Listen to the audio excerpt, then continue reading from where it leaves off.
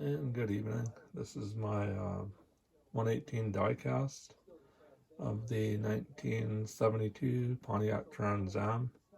This particular diecast is by Welly, NEX or NEX.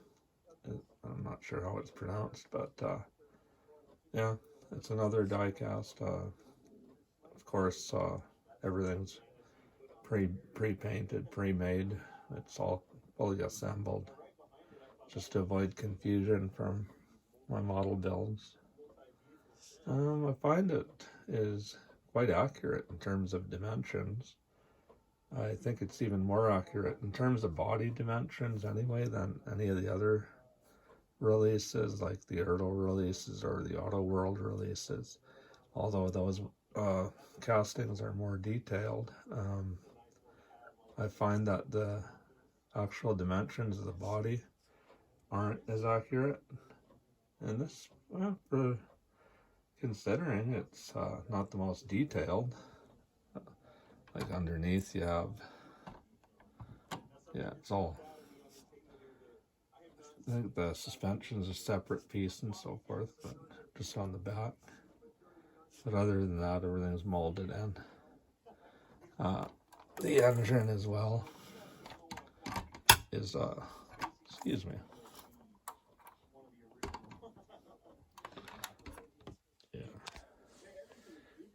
The engine's not bad, like it's all, again, one piece molded, and then you got the ram air style scoop on there. One inaccuracy that I noticed right away, and I'm sure other car aficionados will notice, is the sleeved valve cover. Pontiac didn't have a sleeved valve cover, at least not in these cars of this generation. They may have in a few other older Pontiacs, but not on these. But relatively minor, and I mean, it's not the most detailed die cast anyway. You got the dog leg hinges, and that's all one piece. I think the minus, well, of course the hoses are all separate, and then I believe that scoop is a separate piece as well. But other than that, you got the brake booster there. But I display this with the hood closed anyway. And yeah, one thing I found kind of neat was on the interior, you have, I don't know if you can see it there, but it actually has the roof liner on the interior. I thought that was pretty neat. And then the view of the interior. And it has working suspension on the back, not on the front. Oh, actually, yeah, on the front too. So, considering, yeah, it isn't the most accurate die cast, again, the body, I like the body dimensions, that's why I bought it. So, and this one's displayed out. That's another thing I like about it. I just display it out of the case. If it becomes more valuable, or I find they're selling on eBay for a dumb price, and I think a few of them are already, actually. But I paid $80 Canadian for this in Edmonton, Alberta a few years back. But if I find they're going for another stupid price, then at that point I'll probably store it. But my place is a non-smoking environment anyway, and I don't have pets, so just me, so everything's pristine, pretty OCD with my stuff.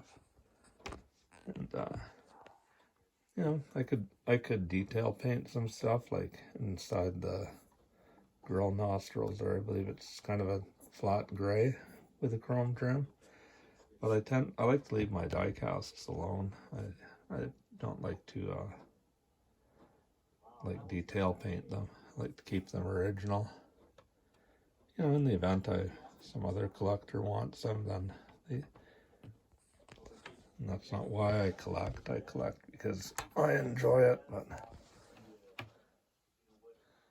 you know, in the event that I were to decide to sell one of them or something, and they're also untouched, I don't that's another reason why I don't detail paint. But this one's yeah, it's actually quite nice considering its shortcomings. Again, you know, you got the dog leg hinges on the doors, and then the opening trunk, and it has an actual spare tire in there. It's quite an impressive die-cast, one for the price point, like $80 Canadian, and then another is can sit in the paint is actually quite well. I know a few people, I've watched reviews on the same model, and a few people have had issues with the paint. I guess I lucked out because there's no issues with this paint at all. I wax it every now and then and clean it up, dust it inside and out, and then I apply nice wax over it. And the paint, no issues at all.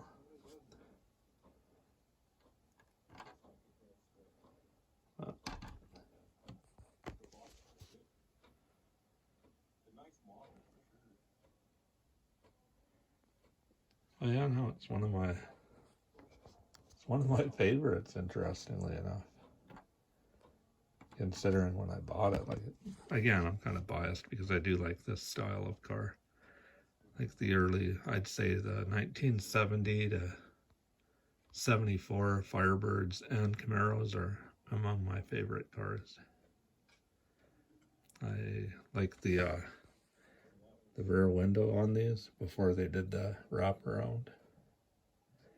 And my understanding is the original design of these cars, they were supposed to have the wraparound rear window, but there was leakage problems with it, so they went with the flat deck window.